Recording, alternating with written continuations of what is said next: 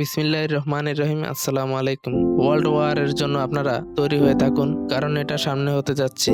NATO আজকে ঘোষণা দিয়ে দিয়েছে যে তারা লড়াই করার জন্য প্রস্তুত। তারা বলেছে যদি কোনো ইউরোপিয়ান কান্ট্রিকে অ্যাটাক করা হয়, ইরান অ্যাটাক করে, তাহলে 32টা কান্ট্রি মিলে পুরো এয়ারফোর্স, পুরো আর্মি, নেভি সহকারে আমরা ইরানের উপর অ্যাটাক করে দিব। এরপর সকল মিত্র দেশগুলোকে ডিফেন্ড করা হবে। এরপর এই যুদ্ধ শুরু করে দেওয়া হবে। দেখুন এই পয়েন্টটা একটু ভালো করে দেখুন।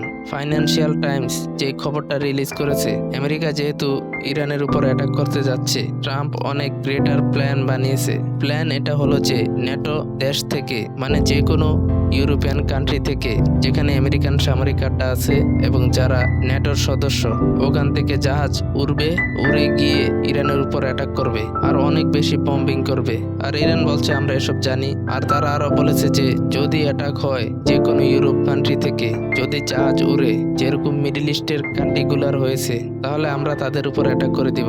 যেরকম বুলগেরিয়া, সাইপ্রাস, তাদেরকে ইরান মেইন নিশানায় রেখেছে।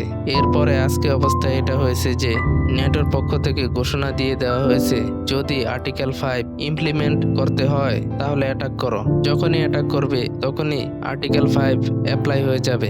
এরপরে ইরানের উপর নেটোর 32টা কান্ট্রি অ্যাটাক করে দিবে। আর আর্টিকেল 5 এটা বলে যে নেটোর কোনো দেশে কোনো যদি অ্যাটাক হয়, সেটা নেটোর সকল দেশের উপর অ্যাটাক বলে গণ্য করা হয়। আর ট্রাম্প রিসেন্টলি বলেছিল আপনারা আসুন আমাদের সাহায্য করুন, তখন নেটো বারণ করে দিয়েছে। তারা এই জন্য বারণ করে দিয়েছে যে কোনো নেটো কান্ট্রির উপর অ্যাটাক হয় নাই, আর যদি অ্যাটাক হয় তখন আমরা দেখে নেব কি করা যায়। আর এখন আপনারা চিন্তা করে দেখেন আমেরিকা এবং ইসরায়েলের গেম প্ল্যান কি। এখন মিডল ইস্টের সকল সামরিক ঘাঁটি ধ্বংস হয়ে গিয়েছে। আর এখন আমেরিকা অবশ্যই চাইবে যে তারা নেটো কান্ট্রি থেকে তাদের জাহাজগুলো উড়িয়ে এবং ইরানের উপর অ্যাটাক করবে। আর ওদিকে ইরানের কন্ডিশন তো অনেক বেশি কঠিন। যেই দেশ তাদের জমিন, পানি এবং আকাশ দিবে, তাদের উপর ইরান অ্যাটাক করে দিবে, কারণ তাদের দেশ থেকে জাহাজ উড়ে আসবে, তাই তাদের উপর অ্যাটাক করে দিবে। স্পষ্ট দেখা যাচ্ছে যে দেশ থেকে জাহাজ উড়বে সেই দেশও আমেরিকার সাথে এই যুদ্ধে অংশগ্রহণ করবে। আর এই জিনিসটাই তো ইসরায়েল এবং আমেরিকা চায়। আর এখন মিডল ইস্টের ভিতরে আমেরিকান সামরিক ঘাঁটি পুরোপুরি ধ্বংস হয়ে গিয়েছে। তো ওখান থেকে তো কোনো জবাব আসেনি, কিন্তু নেটো থেকে জবাব আসবে।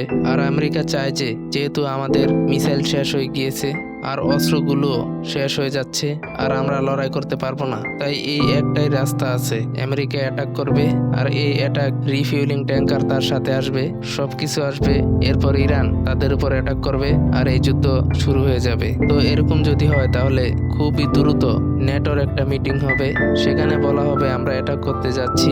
দেখুন এইসব বিষয়ে অবস্থা কি হবে। দেখুন এখন পর্যন্ত তো আমেরিকার মিসাইল সিস্টেম এবং হাতিয়ার ব্যবহার হয়েছে, তাই আমেরিকা চায় নেটোর হাতিয়ার ব্যবহার হোক। আর নেটোর একটা কথা অনেক বেশি উদ্বেগ, সেটা হলো এই পুরো ইউরোপিয়ান কান্ট্রিদের একটা কথাই অনেক বেশি চিন্তিত। তারা চিন্তা করছে আমরা যদি ইরান যুদ্ধে এই কাজ করি তাহলে আমাদের তেলের সাপ্লাই শেষ হয়ে যাবে, মানে তেলের সংকট এত বেশি পরিমাণে হবে যে ইউরোপিয়ান মারা যাবে, তেল ওখান পর্যন্ত পৌঁছাবে না। তার উপর তারা এদের পায়ের নিচে পড়ে আছে। আর এখন প্রবলেম এটা যে যদি অবস্থা এরকম হয়, এই যে স্পেন বারণ করে দিয়েছে, তারা বলেছে আমেরিকা আমাদের জমিন ব্যবহার করবে না ইরানের বিরুদ্ধে, এভাবে অনেকেই বারণ করে দিতে পারে। এখন প্রশ্ন এটা উঠে যে যদি এই ধরনের ঘটনা ঘটে, নেটোর কোন দেশগুলো বিদ্রোহ করবে? আমরা তো আমেরিকার যুদ্ধে লড়াই করব না, কারণ জনগণ রাস্তায় নেমে পড়বে। আর দেখুন এটা অনেক স্পষ্ট কথা যে আপনি আমেরিকাকে সামরিক আড্ডা দিবেন না, আপনার জমিন ব্যবহার করে আমেরিকা অ্যাটাক করবে না ইরানের উপরে, তাহলে আপনাদের উপরও অ্যাটাক হবে না। এটা একদম সিম্পল কথা। এই ফর্মুলা তারা মিডল ইস্টের জন্য রেখেছে আর বাকিদের জন্যও রেখেছে। যদি কোনো দেশ থেকে আমেরিকার জাহাজ উড়ে যায় আর ইরানের কাছে স্যাটেলাইট আছে, আর ওখানে যদি ইরান অ্যাটাক করে দেয়, আর বাকি দেশগুলো যদি বলে দেয়, লেটসে স্পেন যদি বলে দেয় আমরা তো এই যুদ্ধে যাব না, আমরা তো অংশগ্রহণ করব না এই যুদ্ধে, না আমরা আমাদের হাতিয়ার দিব, আর লেটসে ফ্রান্সে দিয়েছে, বুলগেরিয়া দিয়েছে, সাইপ্রাস দিয়েছে, ওখান থেকে যদি জাহাজ উড়ে ইরানের উপর অ্যাটাক করে, তাহলে এরপর নেটো অ্যাক্টিভেট হয়ে যাবে। আর হতে পারে বাকি দেশগুলো বিদ্রোহ শুরু করে দেয় আর ওই দেশের জনগণ রাস্তায় নেমে পড়ে। তারা যদি বলে তোমরা আমেরিকাকে সামরিক আড্ডা কেন দিয়েছো, আর তোমরা ইউরোপের মধ্যে কেন সামরিক আড্ডা দিয়েছো আমেরিকাকে? আর এই যুদ্ধের মধ্যে আমাদের কি সম্পর্ক? আমেরিকাকে বলো তারা তাদের নিজেদের দেশ থেকে আসুক অথবা অন্য জায়গা থেকে যাক, যেমন দিয়াগো গার্সিয়া থেকে করে, লন্ডন থেকে করে, যেখান থেকে ইচ্ছা সেখান থেকেই করে। আর যেই দেশই সামরিক আড্ডা দিবে সেখানেই অ্যাটাক হবে, হোক সেটা লন্ডনই অথবা অন্যান্য জায়গায়। আর ইরানের কাছে মিসাইলের এত পরিমাণ রেঞ্জ আছে, আর যদি এটা হয়ে যায় তাহলে ইউরোপের মিসাইল ডিফেন্স, এয়ারক্রাফট ফোর্সেস এগুলো সব কিছু যাবে, তারা গিয়ে ইরানের মধ্যে অ্যাটাক করে দিবে। যদি এরকম হয় তাহলে ন্যাটো খুব ভালো করে জানে আমাদের অস্ত্রগুলো শেষ করে এরপর আমাদেরকে রাশিয়ার সামনে অসহায়ের মতো ছেড়ে দিবে, আর রাশিয়া ওখান থেকে চাপিয়ে পড়বে। কারণ আপনারা জানেন ইউক্রেনে 1% শুধু মিসাইল রয়ে গিয়েছে, আর তাদের মিসাইলগুলো প্রতিনিয়ত শেষ হচ্ছে। আর এই যে রাশিয়া অ্যাটাক করছে ইউক্রেনের উপর, এতে ইউক্রেন কোনো মিসাইল থামাতেই পারছে না। তারা থামাতে পারছে না এই কারণে যে তারা যেই মিসাইলগুলো রেখেছে সেগুলো রাষ্ট্রীয় ভবন, আর্মিদের হেডকোয়ার্টার অথবা বিভিন্ন সেন্সিটিভ জায়গাগুলোতে ব্যবহার করবে। আর তারা যদি মিসাইলগুলো এদিক সেদিক মেরে অপচয় করে দেয়, আর ব্যাকআপে তো মিসাইল আসছেই না, ট্রাম্পও বারণ করে দিয়েছে, আর ট্রাম্পের নিজেদেরও মিসাইলের সংকট। তো এই আর্টিকেল 5 লেগে যাবে, এরপর সোজা গিয়ে তারা আফগানিস্তানের মতো ইরানেও অ্যাটাক করবে। দেখুন, একটা কথা মনে রাখবেন, যদি ইউরোপ এই ভুলটা করে তাহলে ইউরোপ পুরোপুরি ধ্বংসের দিকে যাবে। যেরকম গাদ্দাফি বলেছিল, আমাকে আপনারা সরাবেন না, তা না হলে ইউরোপ পুরোপুরি ধ্বংস হয়ে যাবে। আর আজকে দেখেন দুনিয়ার সকল ইলিগেল লোক তারা ইউরোপ গিয়ে বসে আছে। আর আপনি তাদের অবস্থা দেখেন, লন্ডনের রাস্তাগুলো দেখেন, বার্সেলোনার অবস্থা দেখেন, স্পেনে, ফ্রান্সের আপনার অবস্থা দেখেন, আপনি ইটালির অবস্থা দেখেন। আপনি অ্যাজ এ ট্যুরিস্ট আপনি আপনার মোবাইল ফোন কোনো টেবিলে রাখতে পারবেন না, আপনার ব্যাগ আপনি কোথাও রাখতে পারবেন না, কেউ উঠিয়ে নিয়ে যাবে, আপনার মোবাইল ছিনতাই হয়ে যাবে, আর হোটেলে থাকা অবস্থায় আপনার জিনিসপত্র চুরি হয়ে যাবে। এগুলো কেন হবে? কারণ এরা সবাই বাইরে থেকে এসেছে, আর এরা সবাই বাইরের লোক, আর এগুলো সব তাদের কর্মের ফল। আর তাদের মিলিটারি অপারেশন তো পসিবল হবে, কিন্তু এর পরবর্তীতে তাদের অনেক ধ্বংস আর ক্ষয়ক্ষতির সম্মুখীন হতে হবে। ইরান তাদের উপর যে অ্যাটাক করবে এরপরে, সেটা তারা সহ্য করতে পারবে না, কারণ তারা গরমই সহ্য করতে পারে না। তাহলে তারা এগুলো কিভাবে সহ্য করবে? কারণ তাদের অভ্যাসই নেই এসব সহ্য করার। আর একটা কথা মনে রাখবেন, যদি ন্যাটো আসে অ্যাটাক করতে, তাহলে রাশিয়াও আসবে ইরানের পক্ষ হয়ে অ্যাটাক করতে, আর নর্থ কোরিয়াও এর মধ্যে অংশগ্রহণ করবে। আর এখন আপনারা বুঝতে পারবেন ওই যে রাশিয়ান জেনারেল, উনি কেন এই কথা বলেছে যে ইসরায়েল গেম প্ল্যান করছে এবং ন্যাটোকে এই যুদ্ধের মধ্যে অংশগ্রহণ করাবে, আর ধ্বংস আর ক্ষয়ক্ষতি হবে। আর এখান থেকে বোঝা যায় কতটা ক্ষয়ক্ষতি হবে সারা দুনিয়ার। আর এটা অনেক ভয়ঙ্কর রাস্তা।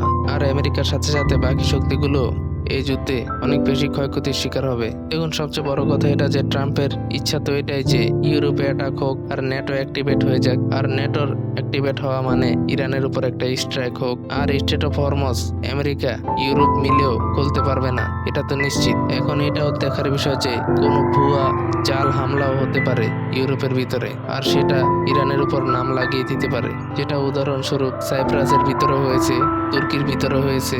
আর ইরান বলে দিয়েছিল আমরা এসব করি নাই, এই জন্যই তো ন্যাটো অ্যাক্টিভেট হয় নাই। দেখুন, যদি ন্যাটো অ্যাক্টিভেট হয়ে যায় তাহলে স্টেট অফ হরমুজ পুরোপুরিভাবে বন্ধ হয়ে যাবে। এরপর ইউরোপের অর্থনীতিতে যে ধরনের ক্ষয়ক্ষতি হবে, এই ধরনের কিছু তারা এখন পর্যন্ত ফেস করে নাই। জনগণ পুরোপুরিভাবে রাস্তায় নেমে পড়বে। আর ন্যাটো পুরোপুরিভাবে যদি ইরান যুদ্ধে লড়াই করে তাহলে ইউক্রেন হাত থেকে চলে যাবে। আর একই সময়ে আমেরিকা দুই জায়গায় লড়াই করতে পারবে না, এটা আপনারা মনে রাখবেন। তাই ইউরোপ কিভাবে লড়বে? আর ইউরোপের বেশিরভাগ খরচই আমেরিকা উঠায়। আর আমেরিকার চেষ্টা হবে যে তারা নেটো কান্ট্রি থেকে অ্যাটাক করে, আর ওপেনে ঘোষণাও দিবে ভিডিও করে যে আমরা কোথা থেকে আসছি। তো ওটা কোন অবাগা দেশ হবে যেটাকে ইরান বলবে আমরা তোমাদের উপর অ্যাটাক করতে যাচ্ছি?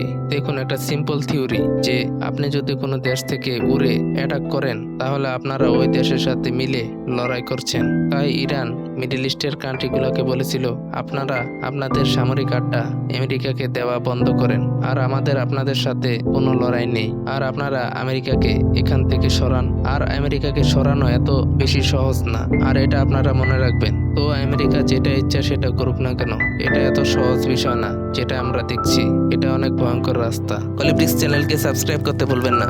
পরের ভিডিওতে দেখা হবে।